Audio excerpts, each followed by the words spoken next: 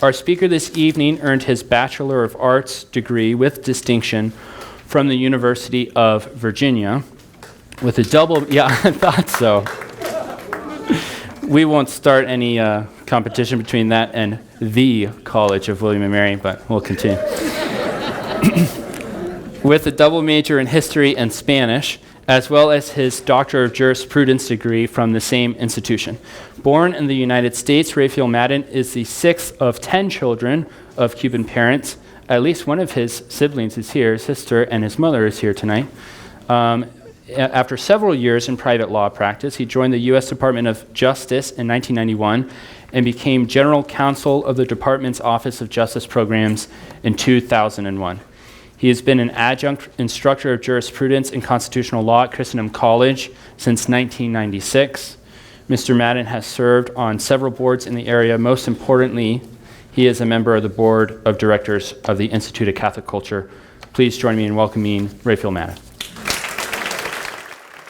You know, you might wonder, so someone is going to be speaking about an important period in Irish history, and the person selected by the Institute of Catholic Culture has the name of Rafael Alberto Ramón José Patricio de la Sagrada Familia. You know, what's going on here?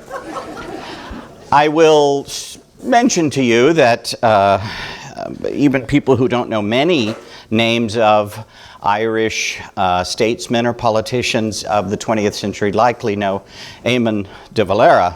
Well, his father was a Spaniard, so there. It has in fact been documented that I am 3 1/4% Irish, so there. And it is the last name, which is Madden. We were told that we couldn't have a fight about, universities and that kind of thing, but my family's from Waterford and Cork. I'm just sharing. I don't mean anything by that.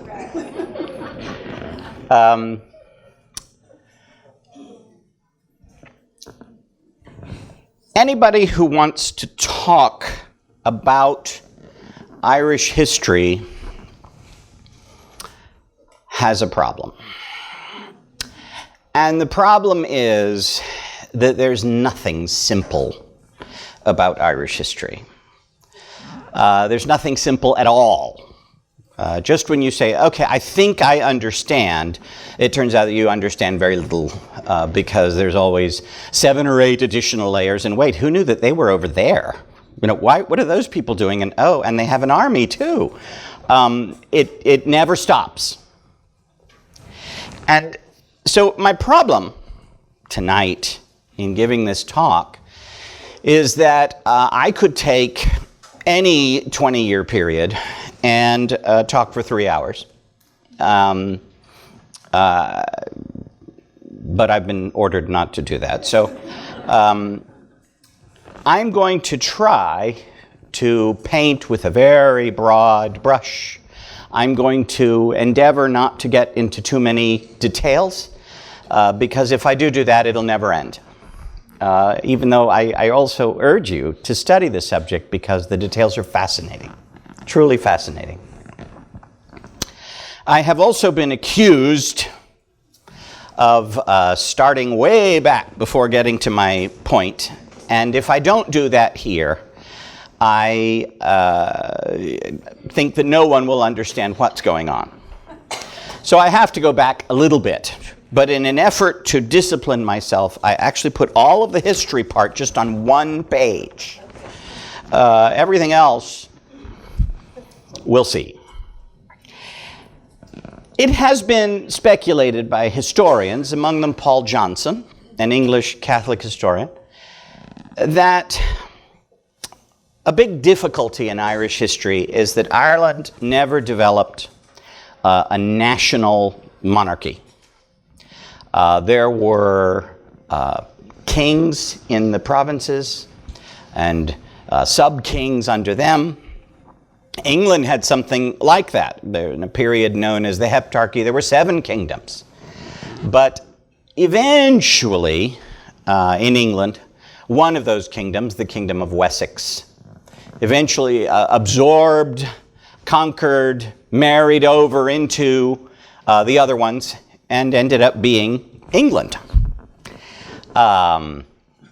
Many, many, many centuries later, they kind of grabbed Scotland in the same way, or perhaps arguably the other way around, since the King of Scotland became King of England. But in Ireland, there was no big monarchical institution, which means that everybody could come in and put their little finger into Ireland and start poking and pulling and pushing and prodding. And all of Ireland never could muster up a defense. You'd get these people over there, maybe allied with those people over here, and they'd put up a good fight. But against an entire nation's army, they never were able to overcome the onslaught. And so the history of Ireland, even before the first Englishmen come over, they're called Normans because it was Norman England. But even before that, you have Vikings coming into Irish settlements and founding Irish cities. In the 1100s, King Henry II of England claims the lordship of Ireland. And he did so in part through a papal document, but also in part through the fact that an English earl, the Earl of Clare, known as Strongbow, had come over and had married the daughter and heiress of the King of Leinster, and was setting himself pretty much to be king of a very large part of Ireland. And the King of England said, wait a minute, one of my subordinates is setting himself up to be an independent king. Let's just end this right now, shall we? And what you have is, over the course of centuries, a pattern of English armies coming over, doing some destruction or conquering or pacifying this, that, or the other part of Ireland. Never all of it. Never even close for many centuries. And usually leaving some settlers. Now, some of those settlers eventually became much more Irish than the Irish. The Fitzgerald family, it's a Welsh family. They came over with Strongbow. The Walshes, the Sherlocks, the Wises. I mean, these are all families you would say, oh, well, of course they're Irish. And of course they are. I'm going to say, after 800 or 900 years, I think you could say, yeah, I think they're in. But, they came over with those initial waves. And of course, they intermarried with the local Irish, and they identified with the Irish, and they long forgot their English past, and they became Irishmen. And what you have is, then, right around Dublin, an area of almost direct English control. And then outside of that, you have an area where there's a large swath of Ireland that's controlled by these sort of Anglo-Irish, perfectly Catholic, this is the high medieval period, lords, and they have become quite Irish in dress, in customs, in language.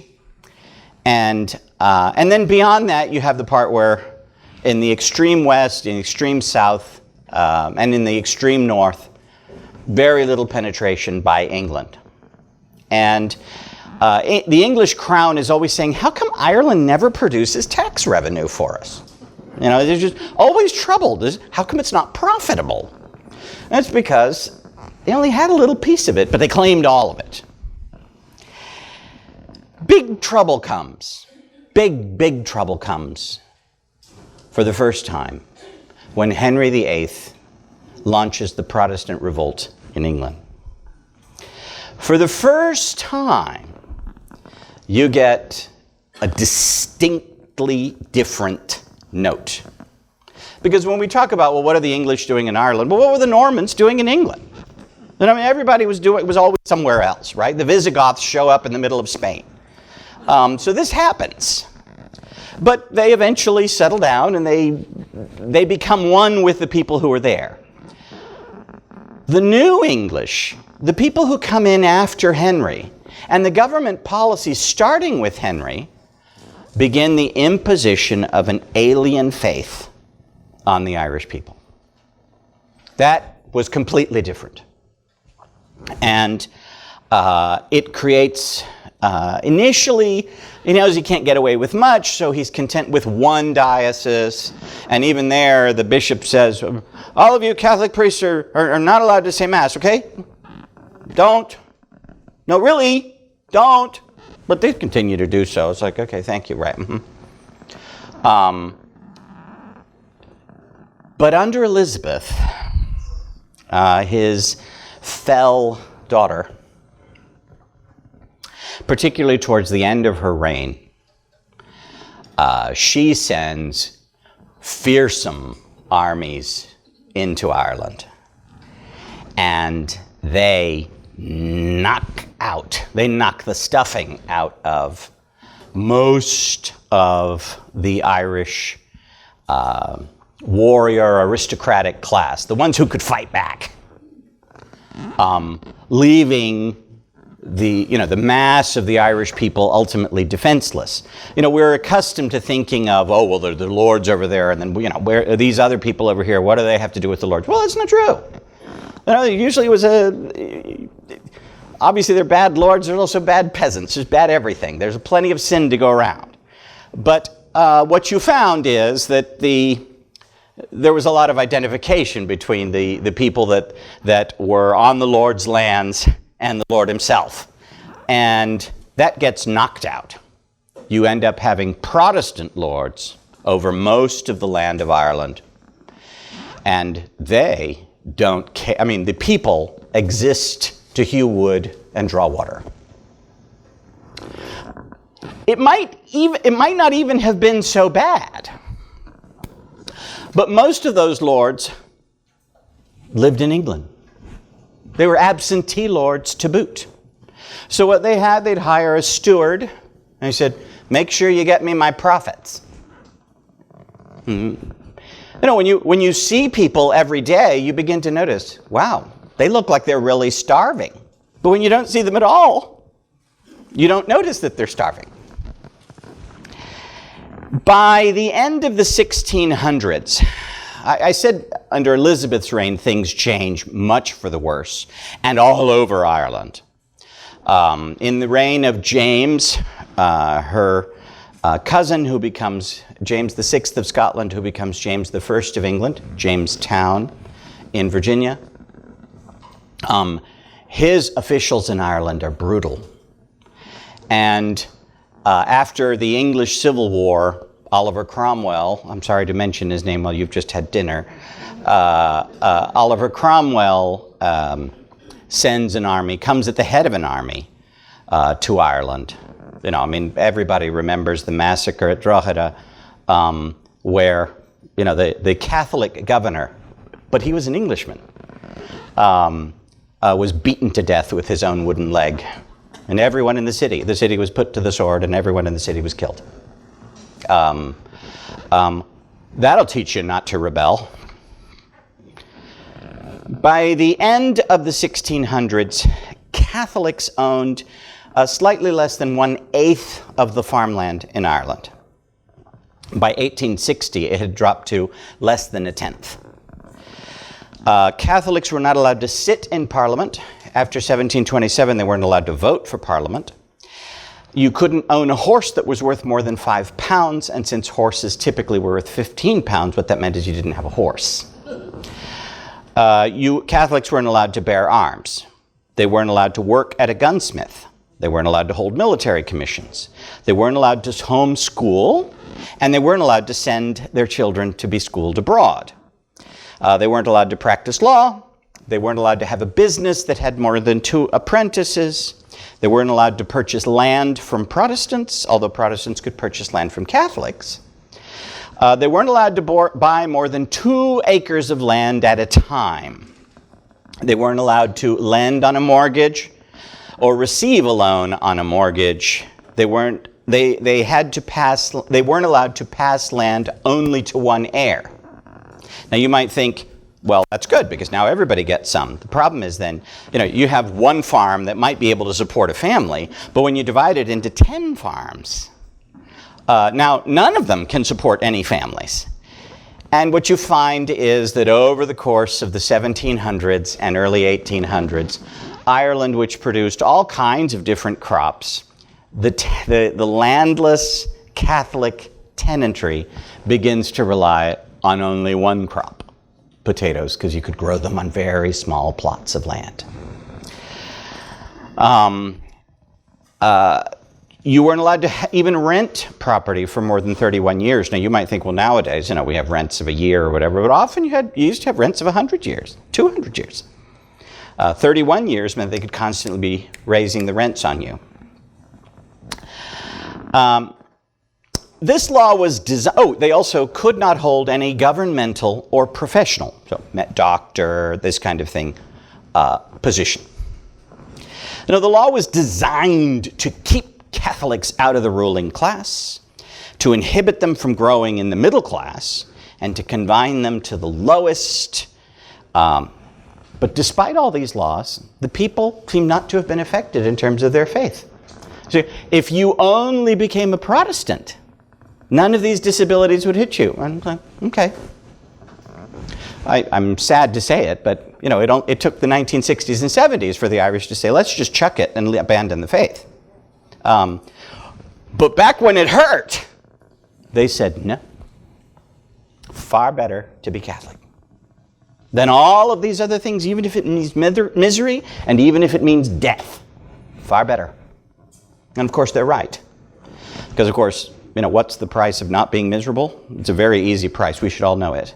I don't know much about inflation, but I think it's about 30 pieces of silver.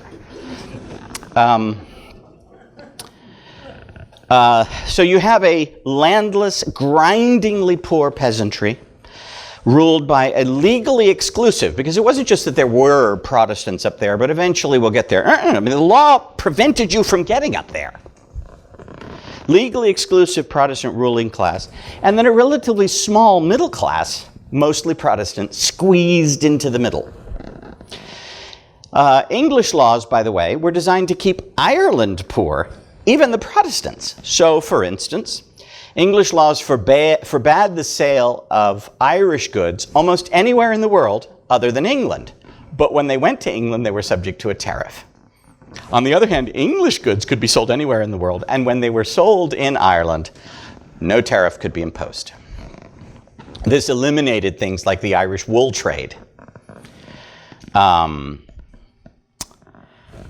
I'm going to quote from a few writers of the period. Here you have, I want to make sure I get this right. Oh, the wrong book. No wonder it didn't look right. I have two books here. Edmund Burke. Oh, excuse me. Dean Swift, Gullivers Travels. He was a Protestant clergyman in Dublin. He says, Ireland is the only kingdom I have ever heard of or read of, either in ancient or modern history, which is denied the liberty of exporting their native commodities wherever they pleased. Yet this privilege, by the superiority of mere power, is refused to us in the most momentous parts of commerce. Edmund Burke, a Protestant, a wonderful man. Catholic mother, Protestant father. They agreed that the daughters would be reared as Catholics and the sons would be reared as Protestants. But he is among the most magnificent people who's ever lived in history. A wonderful man. Edmund Burke, aged 19, writes this. He's at Trinity College, Dublin. As you leave the town, Dublin, the scene grows worse and presents you with the utmost penury in the midst of a rich soil. Nothing perhaps shows it more clearly than that although the people have but one small tax of 2 shillings a year, when the collector comes for default of payment, he carries off such of their poor utensils as their being forced to use denotes the utmost misery. So they didn't have 2 shillings, so they would take their pots and pans or their chairs. Those he keeps until by begging or other shifts more hard, they can redeem them. Indeed, money is a stranger to these people, As for their food, it is notorious that they seldom taste bread or milk or meat. Their diet in summer is potatoes and sour milk, because nobody wanted the sour milk. They're in winter, when something is required, they're worse still, living on some root made palatable only by a little salt when they can get it, accompanied by water. Their clothes are so ragged that they rather publish than conceal their own wretchedness. No, it is a no uncommon sight to see half a dozen children run completely naked out of a cabin, that cabin being scarcely distinguishable from a dunghill. Let anyone take a survey of these Irish cabins and then say whether such a residence can be worthy of anything that challenges the title of home to a human creature. You enter, or rather you creep in, at a door or hurdles that are plastered in dirt. Inside, if the smoke will permit you, you see men, women, children, dogs, and swine. Their furniture is much fitter to be lamented than described, such as a pot, a stool, perhaps a few wooden vessels, and a broken bottle. In this manner, all of the peasantry, to a man, live. I appeal to anyone who knows our country for the justness of this picture. He's 19 years old. He's saying, this is horrible. This is perfectly horrible. And he's a member of the Protestant ascendancy. But his mother was a Catholic. He never forgot it. He never forgot it. An Englishman coming through the city of Dublin in the 1780s says, a landlord in Ireland can scarcely invent an order which a servant, laborer, or cottager dares to refuse to execute.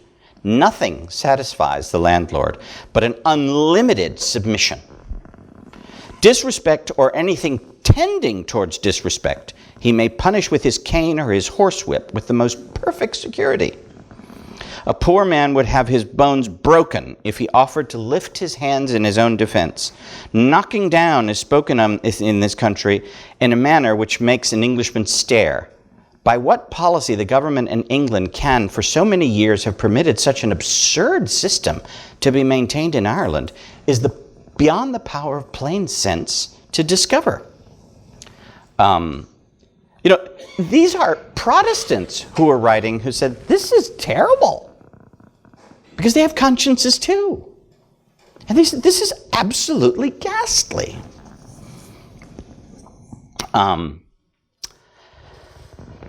It's easy to refer to the Protestants as though they were some mass. Well, they weren't. Perhaps mass was the wrong word to describe a Protestant. But there were, first of all, at least two groups.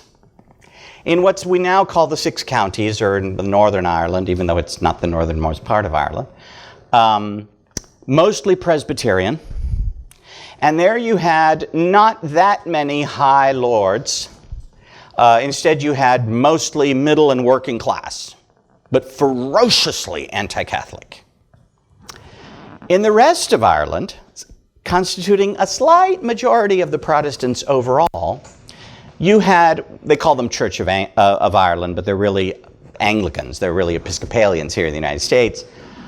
And they were much more favorably disposed, perhaps not to the church, but they were closer to the land. They tended not to be so bitterly opposed to Catholics generally. And what you find is that the British government exploits the differences among the three groups. The mass of Catholics, and then the differences between the two Protestants. And Ireland is always topsy-turvy. There's a series of rebellions against the English, and in the late 1800s, or excuse me, at the very beginning of the 1800s, the Irish Parliament is dissolved. It dissolves itself through a horribly corrupt deal. And instead, the people of Ireland, the electors of Ireland, no Catholics need apply, thank you, they get to vote for a certain number of seats for the British Parliament in London, and a certain number of Irish lords get to sit in the House of Lords to represent Ireland.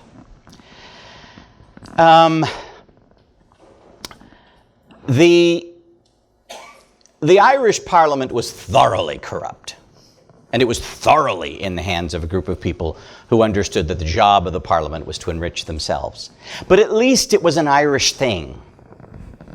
Once it goes over to London, then everything gets driven by, what are we supposed to do in India? Or what are we, how about the Navy? And Ireland kind of gets forgotten.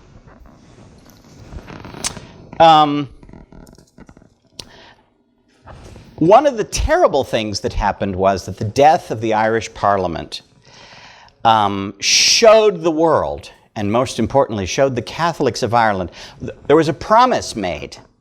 Once the Parliament goes over to London, we will grant Catholic emancipation. We'll get rid of those laws that put burdens on Catholics. To his credit, William Pitt, the Prime Minister, attempted to do this. But he was defeated in London, and for 25 years, that promise was broken. What it showed was that the Protestants had a home to go to.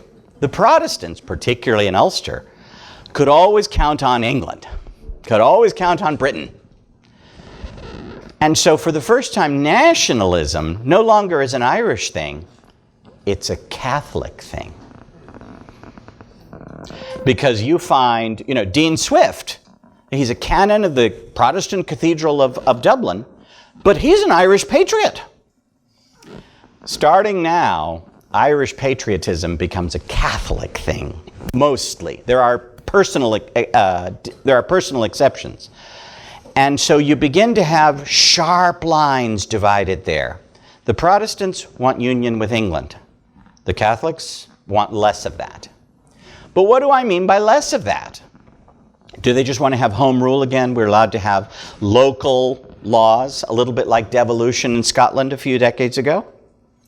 Or do we want to have total independence?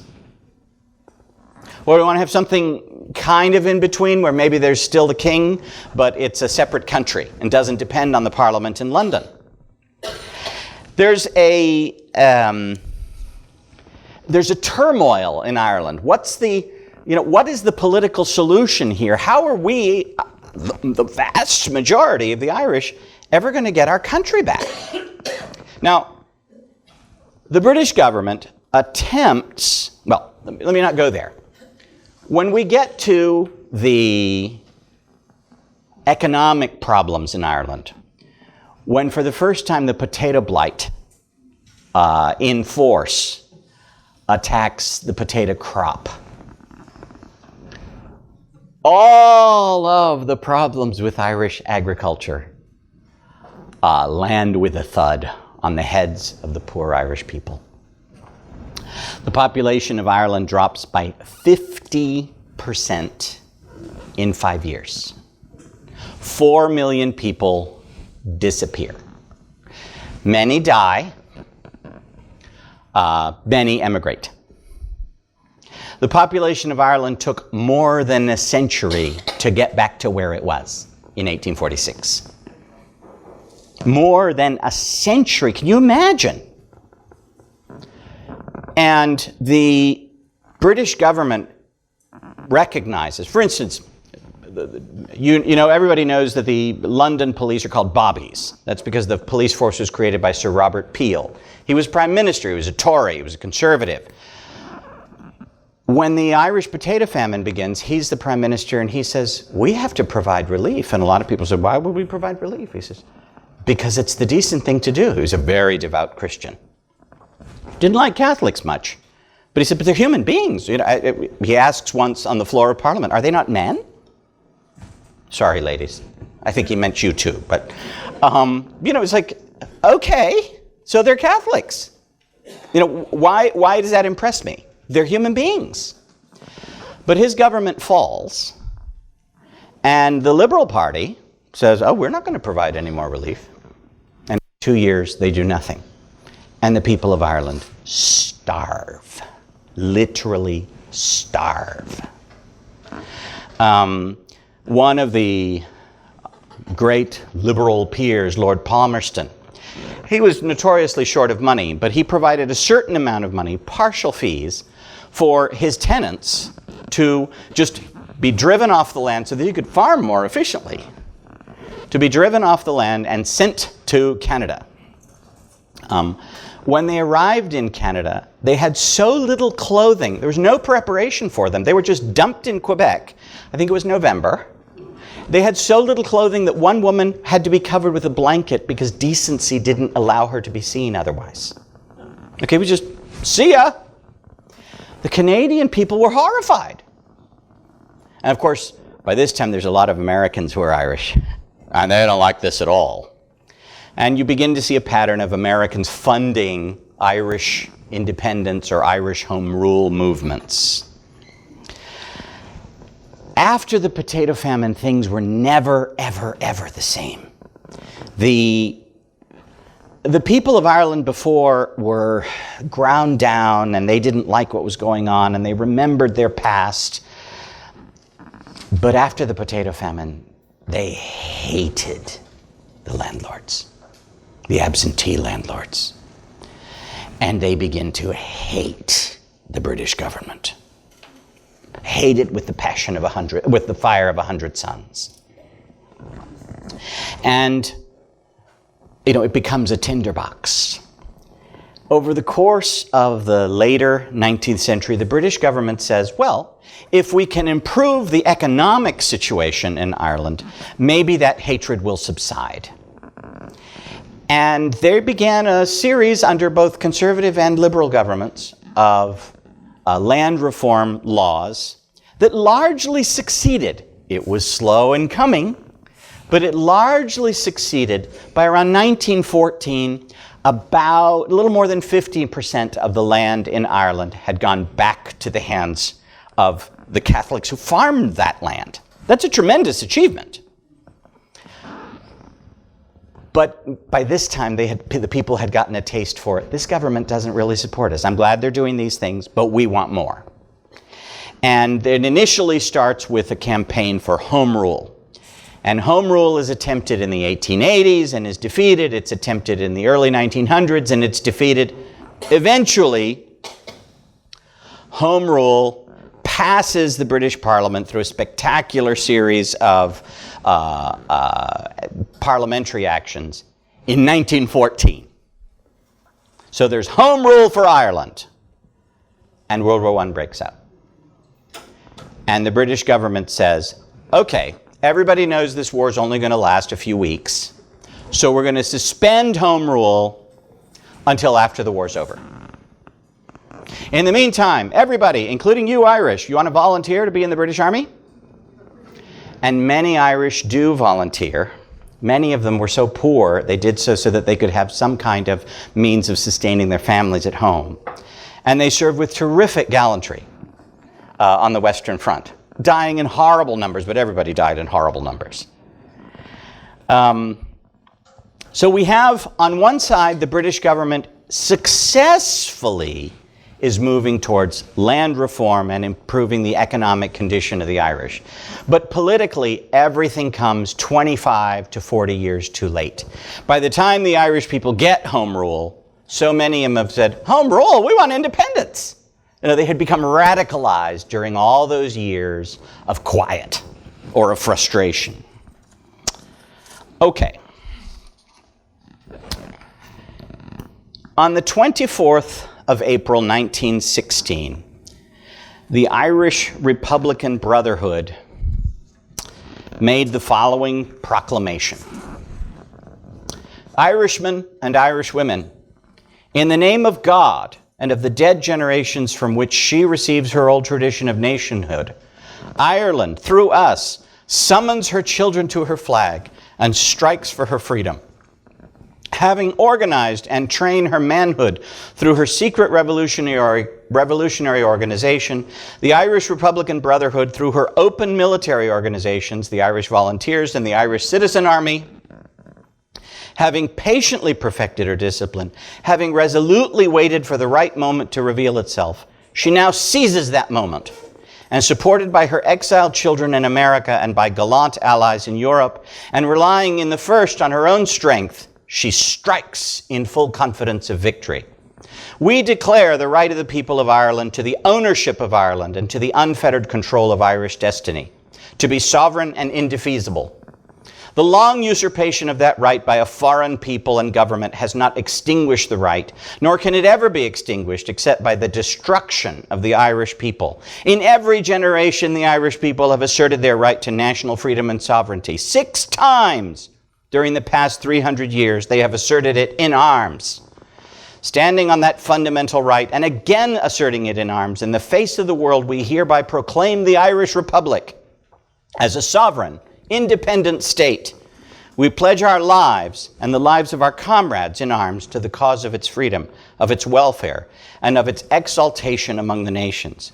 The Irish Republic is entitled to and hereby claims the allegiance of every Irishman and Irish woman.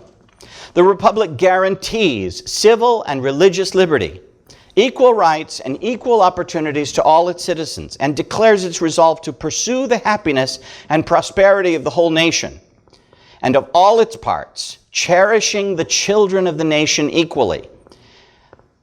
I'm thinking the recent abortion decisions in Ireland, cherishing all the children of the nation equally, and oblivious of the differences carefully fostered by an alien government which have divided the majority from the minority in the past. Until our arms have brought the opportune moment for the establishment of a permanent national government, representative of the whole people of Ireland, and elected by the suffrages of all her men and women, the provisional government hereby constituted will administer the civil and military affairs of the Republic in trust for her people.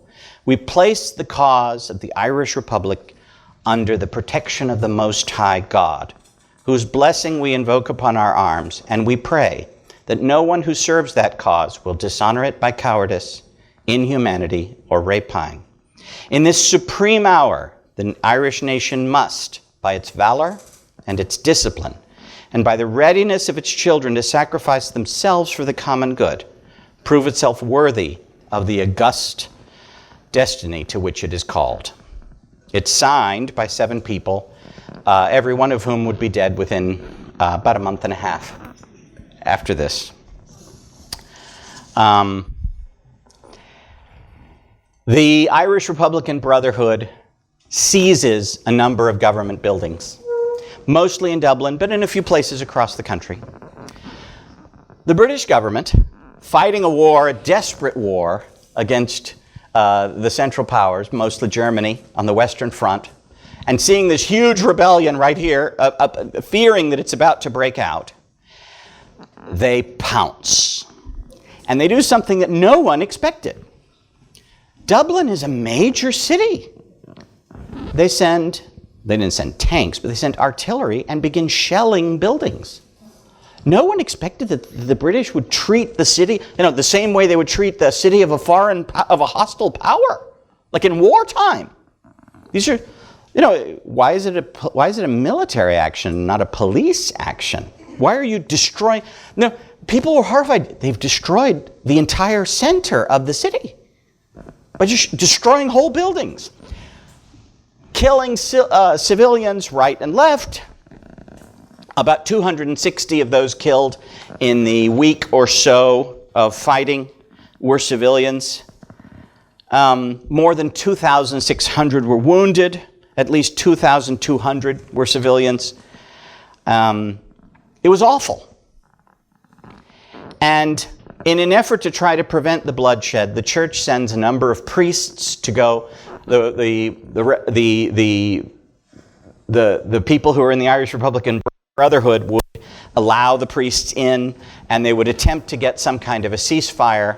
Eventually, it was clear that the people of Dublin were not rising. So they surrendered.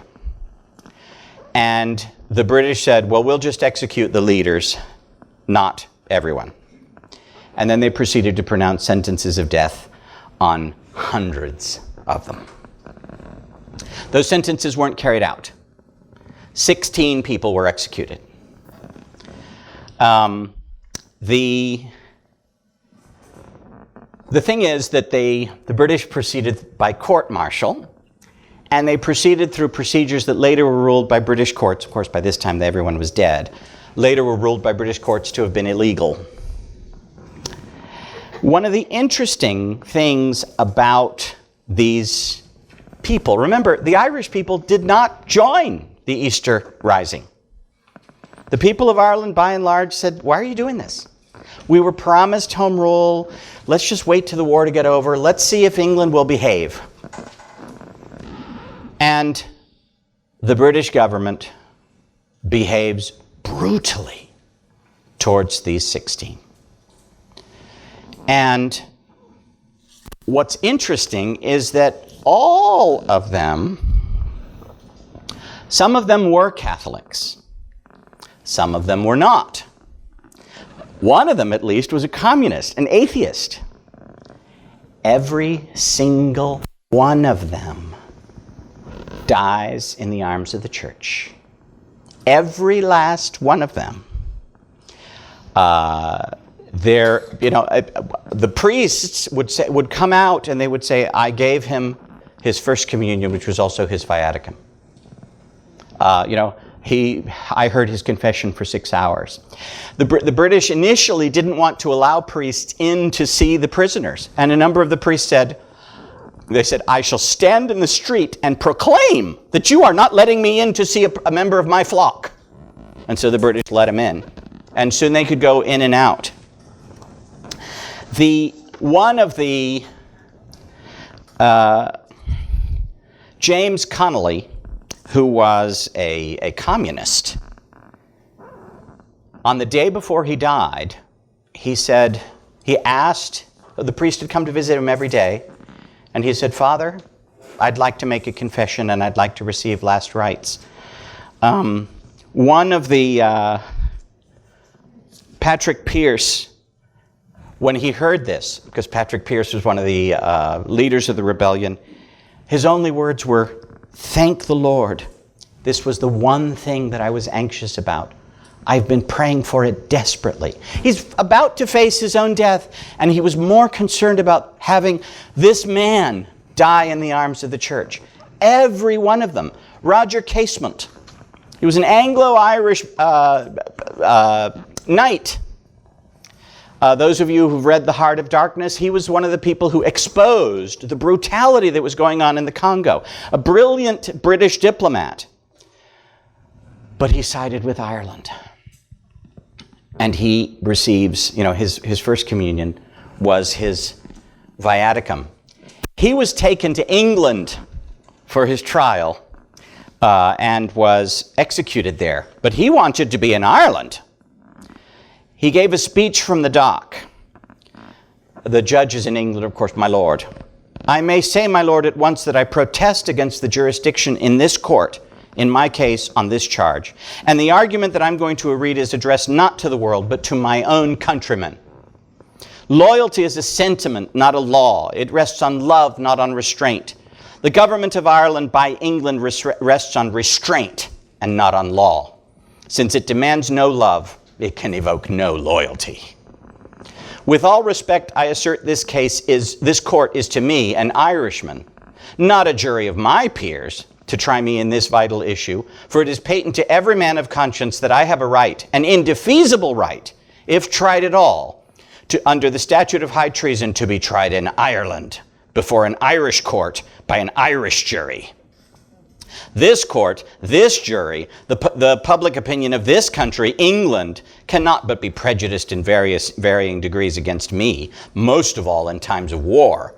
I did not land in England, I landed in Ireland. It was to Ireland I came, to Ireland I wanted to come, and the last place I desired to go was England. But for the Attorney General of England, there is only one place, England. There is no law, there is no Ireland, there's only the law of England. No right of Ireland. The liberty of Ireland and of Irishmen is to be judged by the power of England. No right of Ireland. The liberty of Ireland and of Irishmen. I already read that. Yet for me, the Irish outlaw, there is a land of Ireland, a right of Ireland, and a charter for all Irishmen to appeal to in the last resort, a charter that even the very statutes of England cannot deprive us of. If I did wrong in making that appeal to Irishmen to join me in an effort to fight for Ireland, it is by Irishmen and by them alone that I can be rightly judged. They alone are competent to decide my guilt or innocence. If they find me guilty, the statute may affix the penalty, but the statute does not override or annul my right to seek judgment at their hands. This is so fundamental a right, so natural a right, so obvious a right, that it is clear that the Crown were aware of it when they brought me by force and stealth from Ireland to this country. It was not I who landed in England, but the Crown who dragged me here, away from my own country to which I had turned with a price upon my head, away from my own countrymen whose loyalty is not in doubt, and safe from the judgment of my peers, from whose judgment I do not shrink. I admit of no judgment but theirs. I accept no verdict save at their hands. I assert from this dock that I am being tried here, not because it is just, but because it is unjust. Place me before a jury of my countrymen, be they Protestant or Catholic, Unionist or Nationalist, Sinn Féin or Orangeman, and I shall accept the verdict and bow to the statute and all of its penalties. If they adjudge me guilty, then guilty I am. It is not I who am afraid of their verdict. It is the Crown. If this be not so, why fear the test? I fear it not. I demand it as my right. The condemnation, that, my lord, is the condemnation of English rule, English law, English government in Ireland, that it dare not rest on the will of the Irish people, but it exists in defiance of that will. It is a rule derived not from right, but from conquest. And conquest, my lord, gives no title. It exists over the body. It fails over the mind. I love this. It's beautiful. Ireland has outlived the failure of all her hopes, and yet she still hopes. Ireland has seen her sons, aye, and her daughters too, suffer from generation to generation, always for the same cause, meeting always the same fate, and always at the hands of the same power. And always a fresh generation has passed on to withstand the same oppression. For if English or authority be omnipotent, as power that reaches to the very ends of the earth, Irish hope exceeds the dimensions of that power. It excels its authority and renews with each generation the claims of the last. In Ireland alone in the 20th century is loyalty held to be a crime. If loyalty be something less than love and more than law, then we have enough of such loyalty for Ireland or Irishmen. If we are to be indicted as criminals, to be shot as murderers, or to be imprisoned as convicts because our offense is that we love Ireland more than that we love our lives, then I know not what virtue resides in any offer of self-government, home rule, held out to brave men on such terms. Self-government is our right, a thing born in us at birth, a thing no more to be doled out to us or withheld from us by another people than the right to life itself, than the right to feel the sun or smell the flowers or to love our own kind. It is only from the convict that these things are withheld for crimes committed or proven. And Ireland, who has wronged no man, has injured no land, has sought no dominion over others, Ireland is treated today among the nations of the world as though she were a convict criminal. If it be treason to fight against such an unnatural fate as this, then I am proud to be a rebel and shall cling to my rebellion with the last drop of my blood. When all your rights have become only an accumulated wrong, then to live in such a state as this, it is better for men to fight and die without right than to live in such a state as this. Anyway, love that speech. The Irish people were horrified. And they said, why are all these people being killed? And the priests come out and they say, he died like a saint.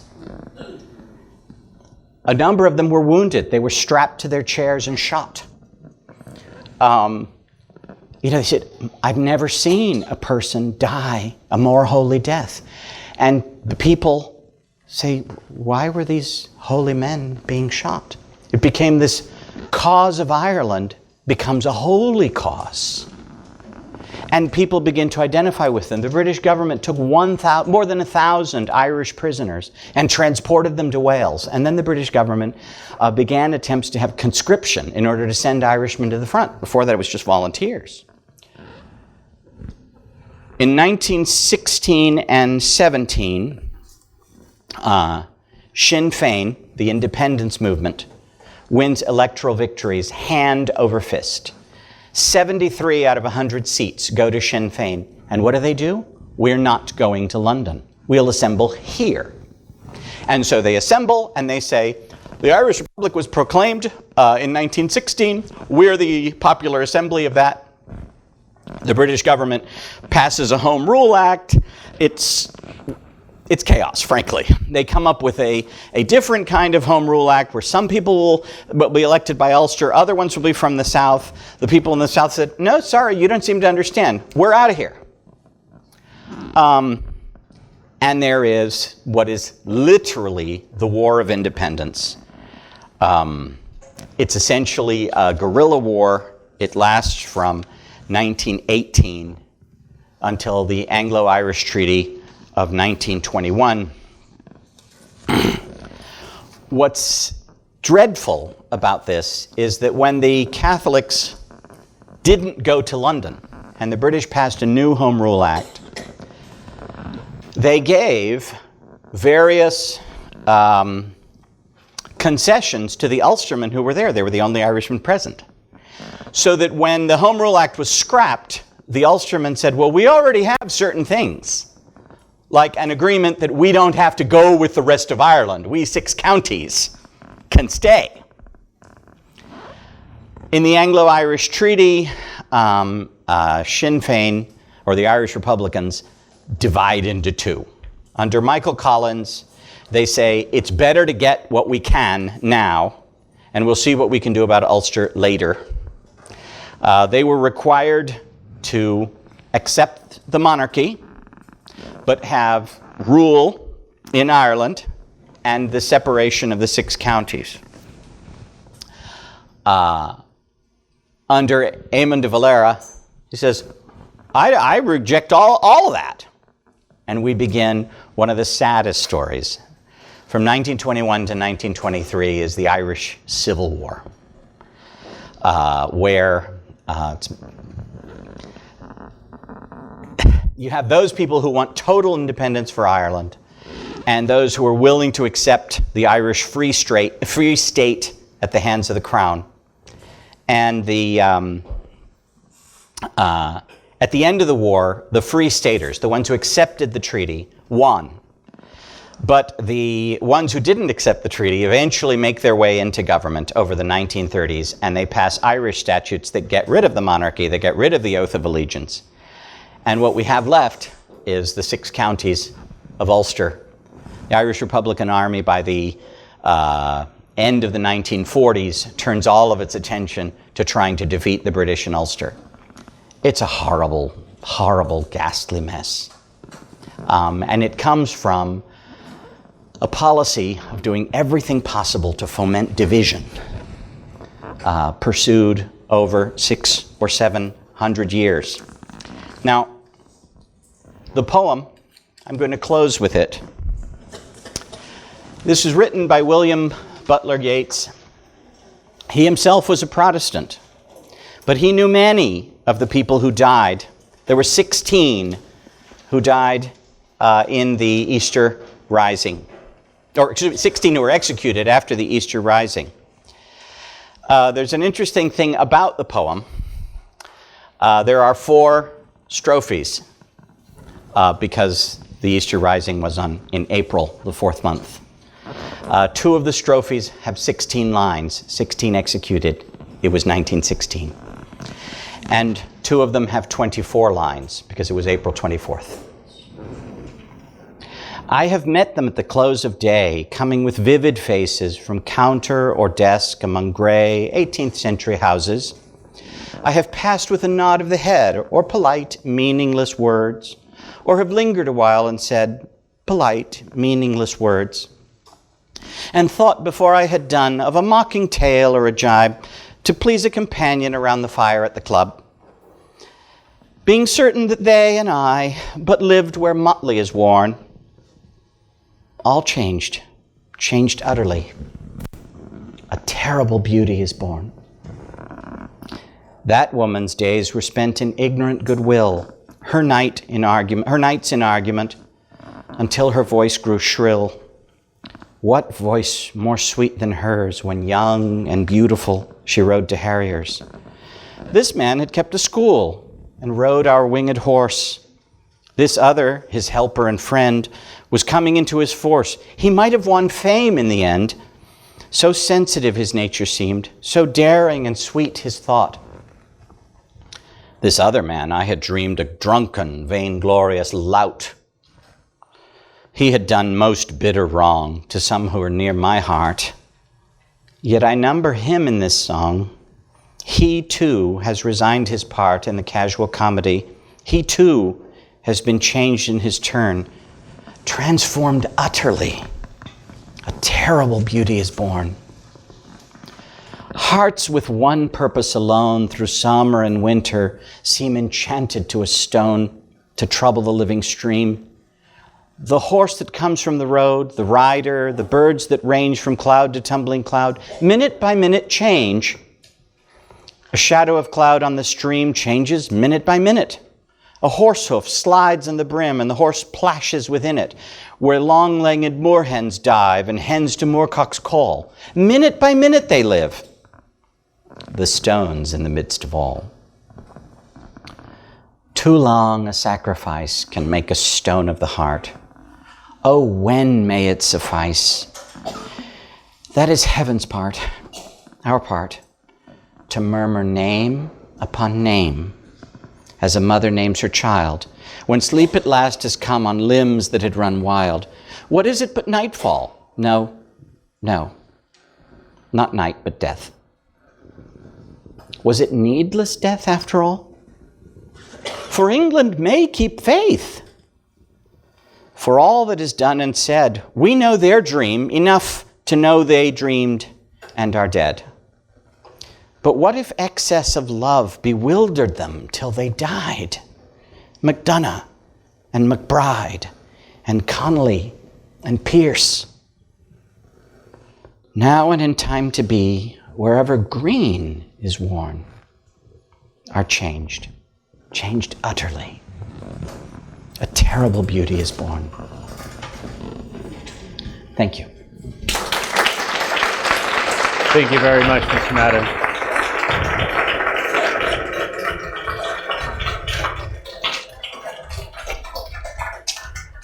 Thank you so much. This talk does not stand in isolation. It began intentionally with our fall quarter talks. For those who are new, everything that happens at an Institute event is part of a connected and integrated curriculum. So I want to recommend a couple talks that would be of interest to you that lay the foundation towards tonight. So if you are on our email list, you'll receive these links, but I also want to mention the names of the talks here. First was Out of the Mist, The Rise of the Ancient Celtic People by Professor Brendan McGuire. That is Out of the Mist, The Rise of the Ancient Celtic People. Following that was a talk by Dr. O'Donnell titled The Island of Salvation, The Birth of Celtic Christianity. Island of Salvation. Okay. I bring this to your attention because tonight represents a culmination of a year-long theme. And there were many other talks that happened throughout this year. There's a talk by Joseph Pearse on the prayer of the breastplate of St. Patrick. There's a talk by Father Fisher on the saints in Ireland that was titled Pilgrims for Christ. So there's a whole kind of narrative that followed along, and I encourage you to explore. If you haven't already, if you've been with us along the journey, then you can pass those along to your friends. But I mention those for your interest. A while ago, also, Dr. O'Donnell gave a talk, Swords Around the Cross, Catholic Ireland and the 9 Years' War, which might be of interest to you. We're going to kick Q&A off with a little bit of analysis of the poem, 1916, that Raphael wanted to do. So we'll do that, and then we'll start taking some questions. I'll be brief, but it occurred to me that I might just point out a few things. I pointed a little bit out about the number of verses, but there's, of course, he ends 3 of the strophes with all changed utterly, and a terrible beauty is born. But at the beginning, it's all very light. You see them in the street, you nod, people, just polite nothings, meaningless words. And he refers to, they lived where is worn. We think of motley crew, kind of a variety of things like this. It's just where multicolored stuff, utterly light. At the end, it's where green is worn. So the third line from the end is where green is worn. All are changed. In Ireland, this is different. He's referring to different people. He wrote this a few months after when I say a few months, I mean 2 or 3 months. I don't remember exactly, but I think it was done by September of 1916. And he knew personally many of the people. And so he starts without naming them. That woman's days, Countess Markiewicz, it was an Irish woman who had married a Polish count, and she was a fiery supporter of Irish independence. He had known her when she was young. She would run with horses after hares, after rabbits. And so there was, what voice more sweet than hers when young and beautiful she rode to harriers. But as a result of working so long for Irish independence, her voice grew shrill. He laments that this beautiful woman whom he clearly admires had grown hard as a result of this. Then this man had kept a school, and he rode our winged horse. A winged horse is Pegasus, and Pegasus is a symbol of poetry, or poets. So he's saying this man kept a school and was a poet. It's Patrick Pearse. This other, his helper and friend, was coming into his force. He might have won fame in the end. He's referring to Thomas MacDonagh, a poet himself, very young man. The people who died, Joseph Mary Plunkett was, I think, 28 or 9 years old. His fiancée, he married 7 hours before his death. He was the son of Count Plunkett. His wife, Grace, never remarried.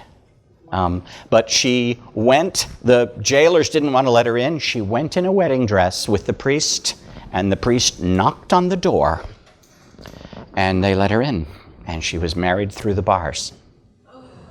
These are the things that will rip your heart out.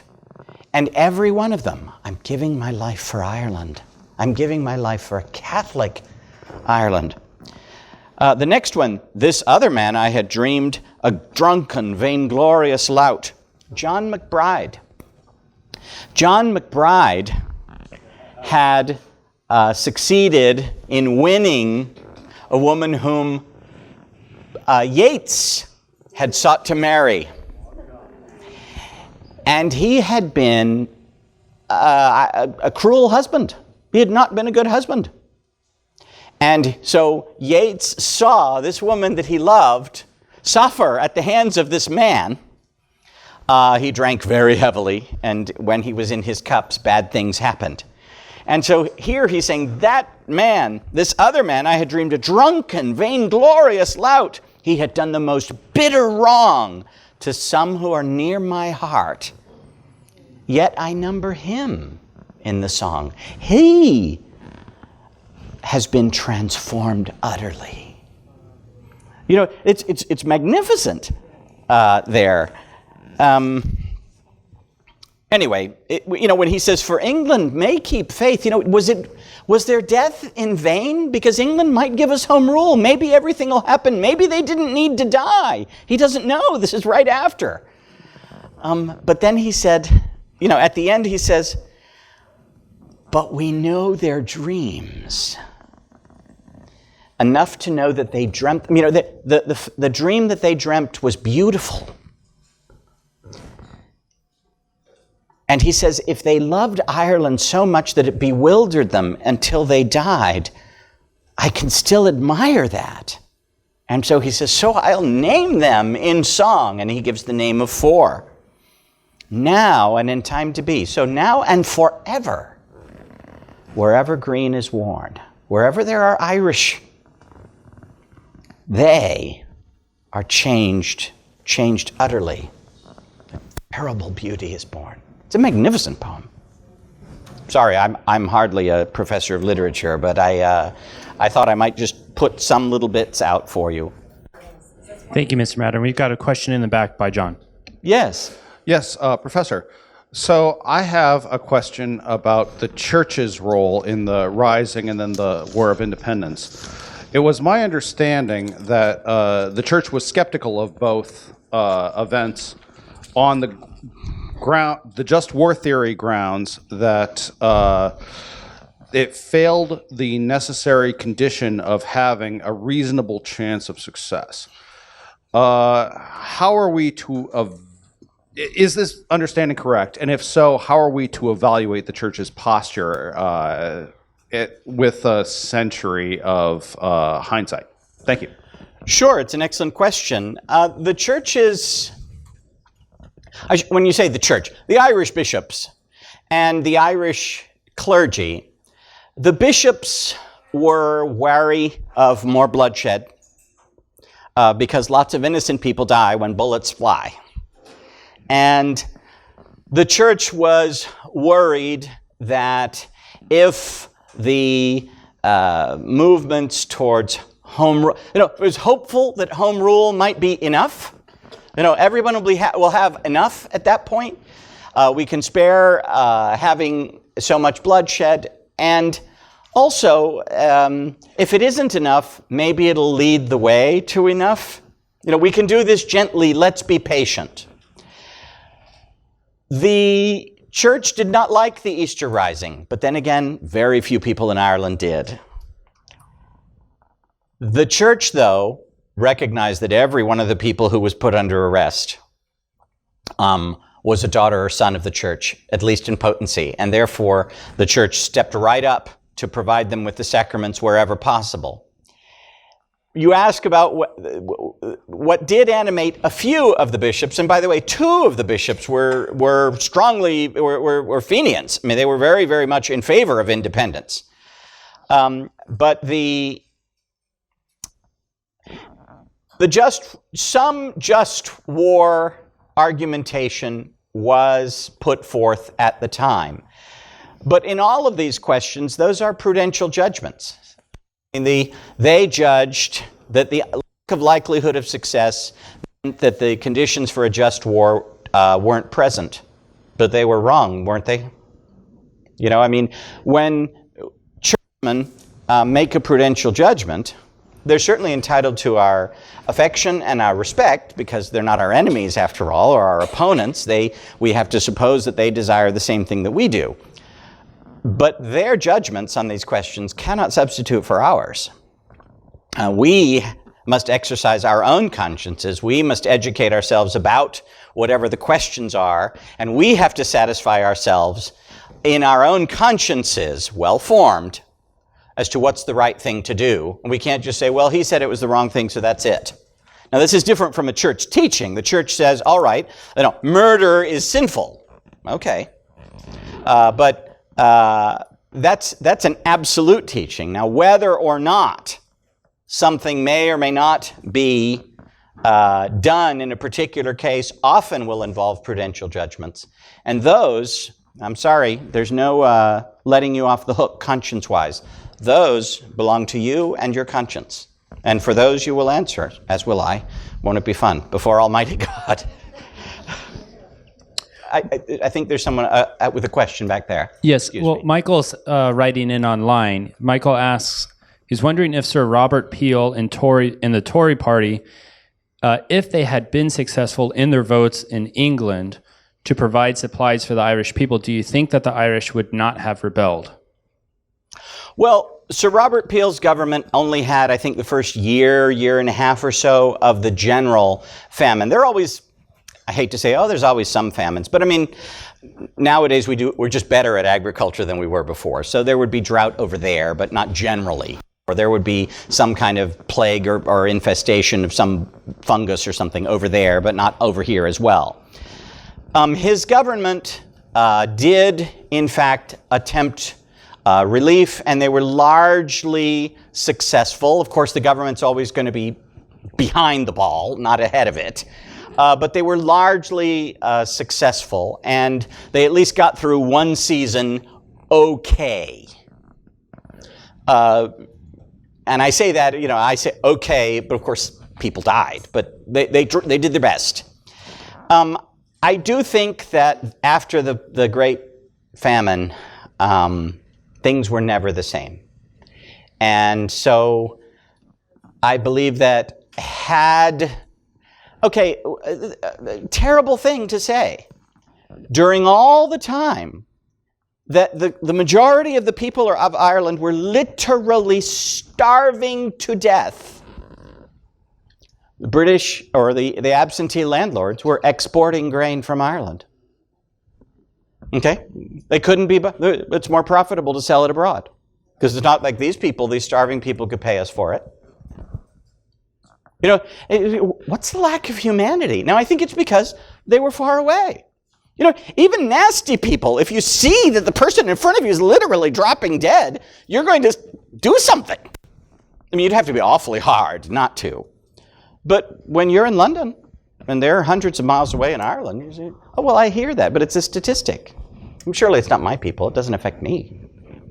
So I do think that had there been energetic Christian responses, perhaps that horrible change or that huge change in attitude would not have happened. It's my thought. Do you know what the rationale was for Ireland remaining neutral during World War II? The rationale goes by the name of Eamon de Valera. Having made very clear that Ireland is an independent country, he said, okay, fine. I will show that we're independent. We won't go into war just because England did. Now, he was criticized because he made a few sort of gestures. He would pay sort of formal diplomatic courtesies to the German ambassador in Dublin, and he's been criticized for that. But Irish state papers have come out and have shown that he actually was providing more assistance. Qualified, but he was providing more assistance to the Allies than he's been given credit for. Now, it was limited, but I don't think he was at all happy at the idea of Hitler's winning. There's a question coming in from Michael.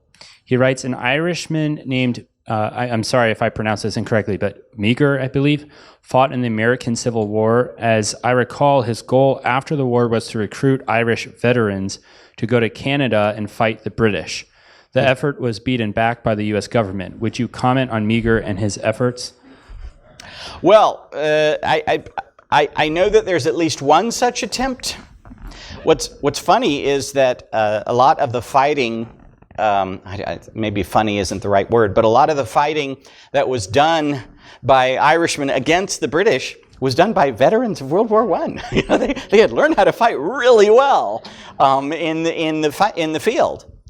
Yeah, it's an interesting thing and a real tribute to Ireland that it's very hard to get Ireland out of Irishmen's heads. And so when they come to the United States, often they would look for ways to show advantage to Ireland.